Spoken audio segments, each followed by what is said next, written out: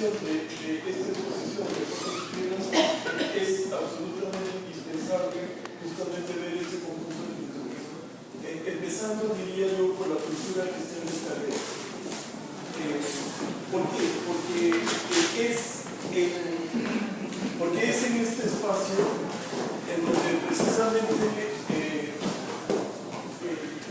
para quienes estamos más obsesionados con el lugar de la pintura en la actualidad, las manifestaciones del arte de Siqueiros son más reflexivas y potentes.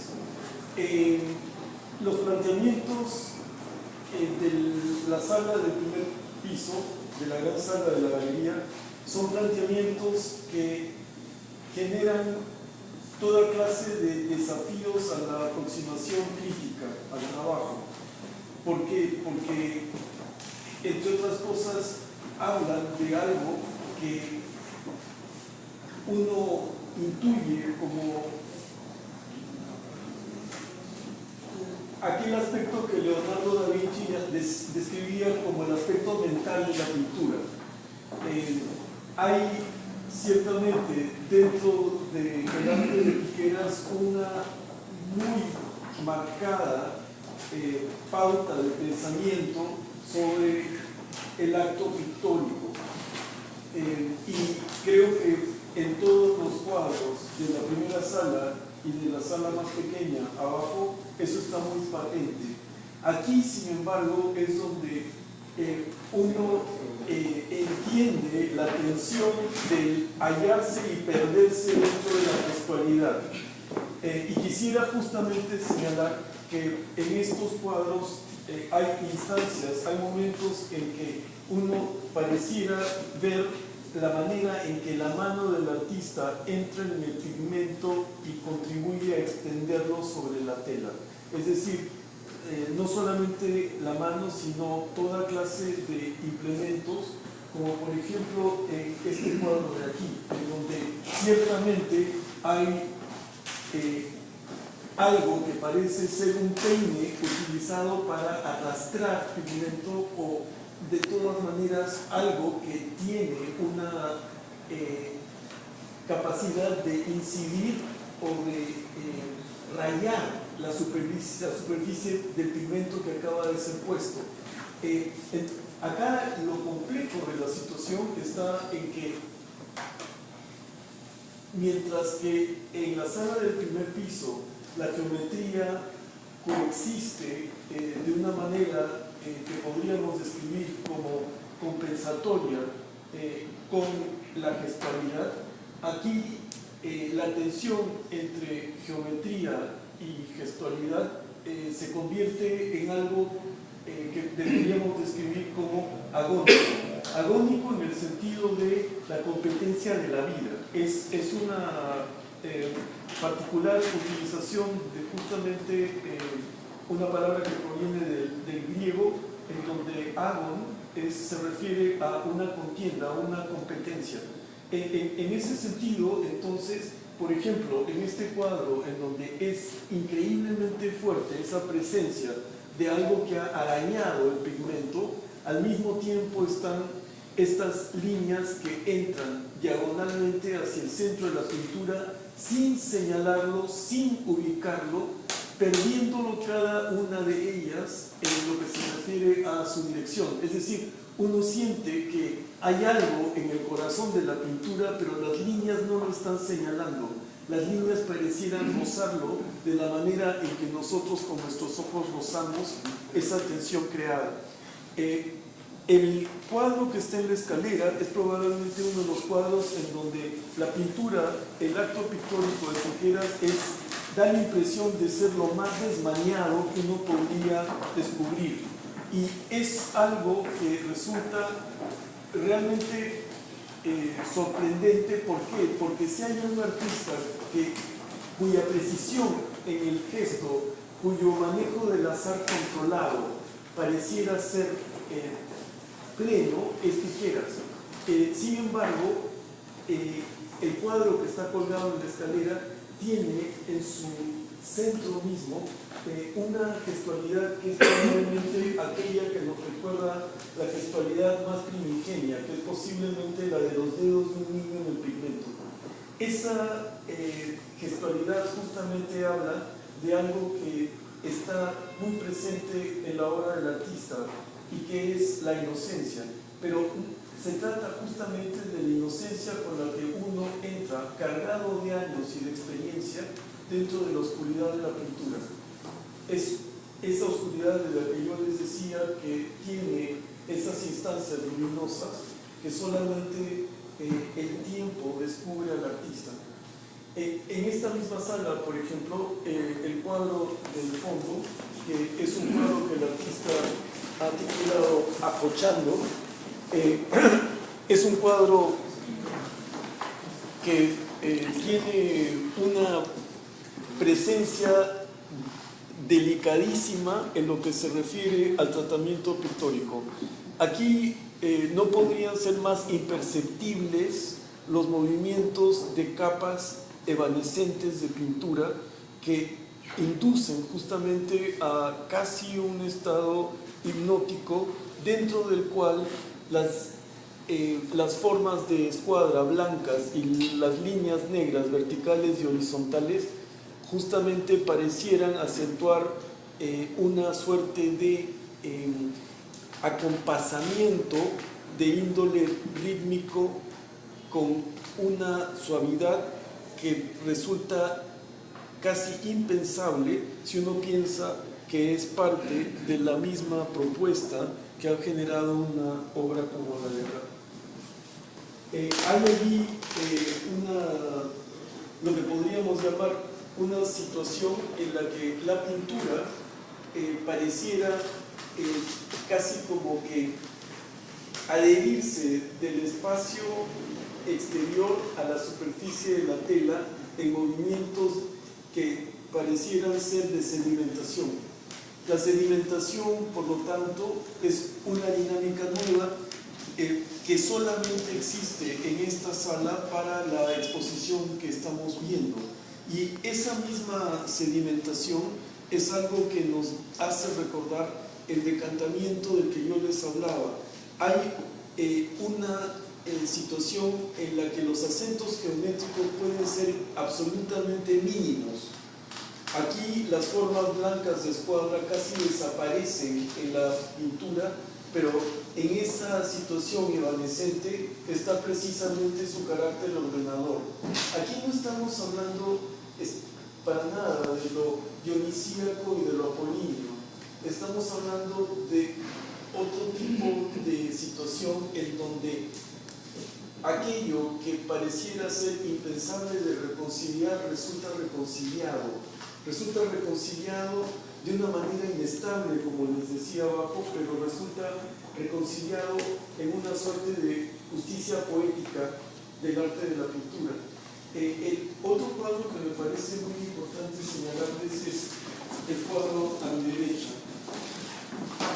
Es un cuadro en donde un dispositivo sumamente simple, que es el desplazamiento del rectángulo lineal azul, descentrándolo hacia uno de los lados de la pintura, genera justamente un desplazamiento referencial para nuestra propia comprensión y lectura de la superficie pictórica.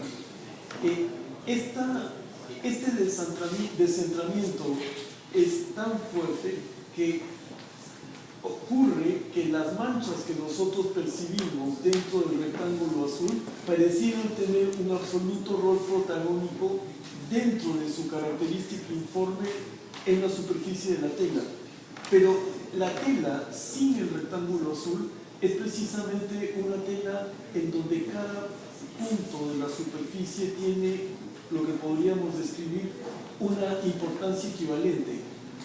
El marco azul lo que hace es señala precisamente un surgimiento de formas a partir de una de esas apariciones del blanco, que es la tela, sin tratar antes de que comience a pintar el artista, que emerge y que se propone como un espacio de indagación dentro de dimensiones que nos son desconocidas. no es la creación de una superficie uniforme en donde el drama está en el recubrimiento total de la superficie. Aquí lo que ocurre es que justamente los vacíos que el artista elige dejar son los vacíos en los cuales nosotros queremos descubrir dimensiones dentro de ese espacio que es el espacio pictórico, que es un espacio hecho de tiempo, de color y al mismo tiempo de impulsos que van más allá de lo que podríamos describir el conocimiento que el artista puede tener de la pintura. Las dimensiones de una pintura obviamente están nutridas de todo aquello que el artista ha ganado en maestría y sobre todo también en dominio de los elementos simples que hacen el arte de la pintura. Pero la complejidad del arte de la pintura está precisamente en entender dónde se detiene uno y dónde vuelve uno a empezar. Aquí lo interesante es que lo gestual queda de lado momentáneamente cuando lo geométrico, que implica justamente una noción muy precisa de cómo trazar límites en la tela, se plantea. Aquí lo planteado sobre lo que pareciera estar espontáneamente generado es una situación que nos habla de las propiedades de la pintura en términos que nosotros hemos olvidado. Estamos tan habituados a que la pintura justamente sea esencialmente narrativa y esencialmente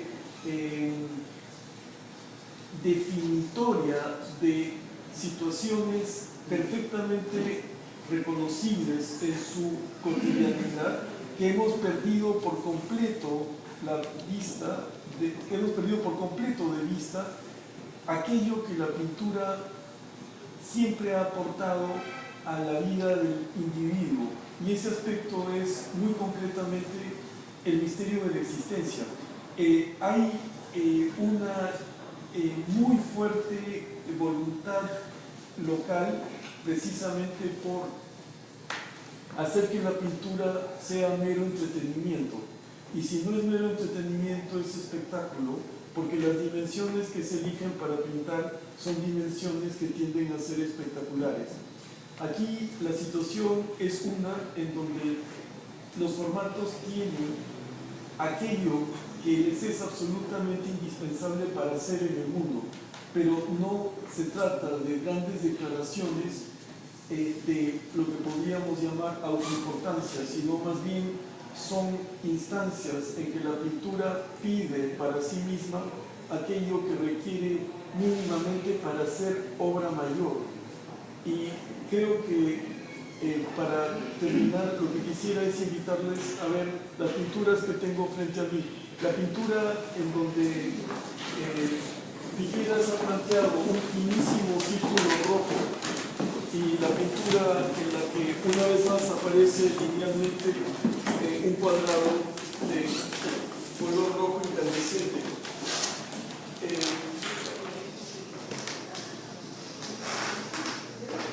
En la geometría, en los símbolos, en la geometría entendida simbólicamente, el círculo es justamente la forma de la creación de Dios, es decir, es la manifestación de la divinidad en su rol de creador, en un rol en donde la acción es cíclica. Y el cuadrado, también en términos simbólicos provenientes para Occidente del románico, el cuadrado es la forma más estable que la geometría presenta al hombre, y por lo tanto es la forma de la inmutabilidad de la divinidad. Aquí, lejos de querer decir que estamos ante las dos caras de Dios, lo que quisiera decir es que Piqueras, con mucha sagacidad, pero al mismo tiempo con mucha inocencia, nos acerca a dos instancias que nos acompañan a lo largo de la existencia y que tienen, obviamente, detrás de ellas todo aquel uso que la pintura y el arte en Occidente les ha sabido dar a través del tiempo. La forma en que la superficie ha sido trabajada es una forma que sorprende por la soltura y la destreza en la manera de acentuar sin crear lo que podríamos llamar disparidades en la superficie de la tela. Pero una vez que hablamos de justamente la manera en que la superficie está creada, la manera en que esa misma superficie está delimitada por la presencia del lineal del círculo rojo o del cuadrado, la manera en que está delimitada, la manera en que nos invita a leer un dentro y un fuera, ya sea del círculo o del cuadrado, es tan sutil que no habla de otra cosa que de la manera en que la visualidad se manifiesta muchas veces en los lugares más insospechados. En muchos aspectos es como si Piqueras hubiera, de manera muy simple lo voy a poner, es como si hubiera elegido trabajar aquello que es lo más común y lo más muchas veces pasado por alto por nosotros, que serían, por ejemplo, las manchas que quedan en un muro cualquiera de la ciudad sobre el cemento, y las hubiera traído precisamente a este espacio para señalarlas. Señalarlas simplemente por el hecho de presentarlas dentro de esta sala en donde las formas de pintar del artista alcanzan su expresión más, digamos, potente.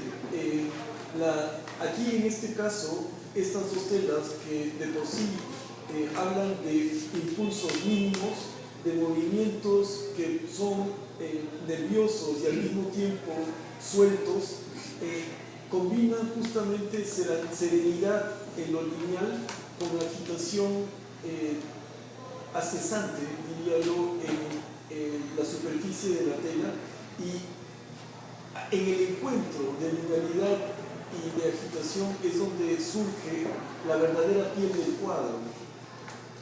El cuadro, entonces, como he querido decir a todo lo largo de esta visita guiada, tiene más las características de un ser viviente que de un objeto.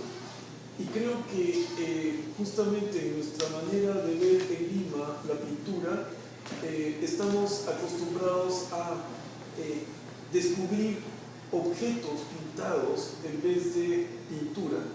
Y en esa atención dada a los objetos pintados, perdemos por completo de vista aquello que siempre ha hecho de la pintura un arte en el que el hombre ha buscado mirarse constantemente. Sí.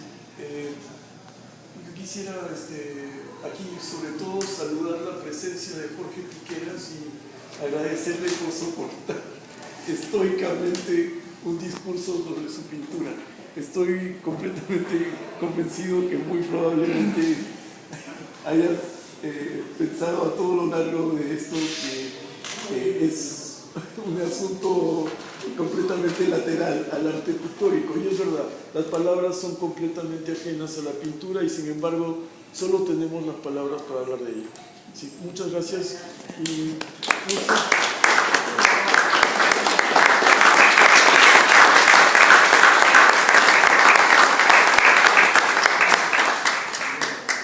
tal vez alguien quisiera hacer algún comentario, preguntarle al artista algo específico.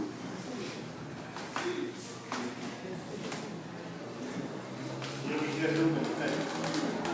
Allá por los años 60, un joven, me parece que un cuadro de Jorge Chosica, uno de sus primeros cuadros. En esa época leíamos por los reloj tan rampas, hablando sobre la cuarta y la quinta dimensión. Y eso fue el cuadro que me reflejó a mí como históricamente otra dimensión. Yo creo que sí siempre Jorge ha tenido esa visión desde muy pequeño, de otra dimensión de vida. Pero eso todo lo conocemos, de alguna manera, y a todos nos pertenece eso, ¿verdad? Después otro punto en este hito de mi comentario. Estuve en París en agosto del año pasado. Yo regresaba de Madrid de haber visto una exposición de Dalí. Y me contó que lo conoció Dalí. Digo, pero cuéntanos de la reunión. Bueno, me dijo, yo estuve en una reunión, había muchos personajes. Y me sorprendió que después me dijo, pues no has hablado toda la noche. Se había guardado silencio. Y a mí me toca de Jorge esa capacidad de soledad, la gran soledad, y también del sufrimiento. Entonces, estas dos cosas que él tiene como un dentro de esta soledad, por un lado, y el sufrimiento, lo veo íntimamente relacionado ahora con la pintura. Cosa extraña, porque la pintura es como una cosa visual, y si es, como dices tú, contemporánea y moderna, es difícil de apuntar que ese infinito hay atrás, ¿verdad? Y sin embargo, ese sufrimiento y esa soledad, realmente los grandes hombres de la historia han producido las grandes cosas. Ahora, todos de chicos teníamos la intuición de la cuarta dimensión, de la quinta dimensión, pero como que nadie está dispuesto a pagar el precio de lo que significa tener acceso a otra calidad de visión y de existencia interior, un acceso. Y lo que me toca a mí es ese llamado a que recién ahora comprendo que no solamente se trata que el artista o el escritor o el arquitecto tengan una capacidad de expresión, pero para que es algo realmente genuino tiene que haber como un depuramiento a través de una gran soledad y un gran sufrimiento. No sufrimiento en el sentido ordinario de una telenovela electoral, ¿cierto? Sino de lo que significa pagar con la vida de uno, la gota a gota que después, a través de un silencio que transmuta algo, puede salir como esta obra que estamos viendo ahora.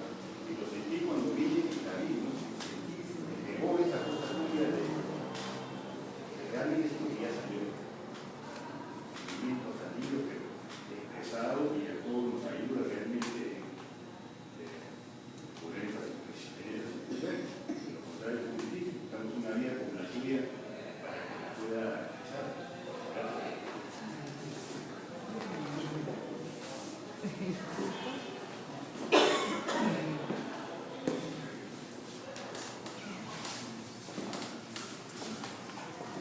Silencio.